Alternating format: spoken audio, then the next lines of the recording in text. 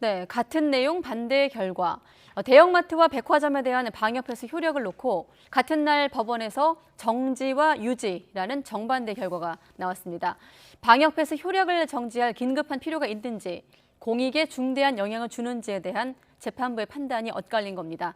더 자세한 내용은 우철희 기자가 보도합니다.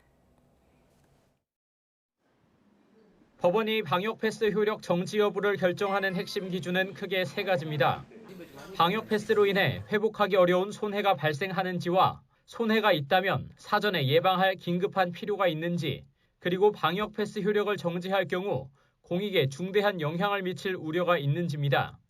3,000제곱미터 이상의 점포, 즉 대형 마트와 백화점 등의 방역 패스 효력에 대해 서울행정법원의 한 재판부는 정지를, 다른 재판부는 유지를 결정한 것도 바로 핵심 기준에 대한 판단이 서로 달랐기 때문입니다. 먼저 두 재판부는 모두 생활 필수시설의 출입 자체를 통제하는 건 국민 일반에 회복하기 어려운 손해를 발생시킬 염려가 인정된다고 봤습니다. 나아가 효력 정지를 결정한 재판부는 손해를 예방할 긴급한 필요가 있고 효력을 정지해도 공익에 중대한 영향을 미칠 우려는 낮다고 판단했습니다. 생활 필수시설 출입 통제는 지나치게 과도한 제한인데다가 대형마트와 백화점은 음식 섭취를 위해 마스크를 벗는 식당과 카페보다는 위험도가 상대적으로 낮다는 이유를 들었습니다.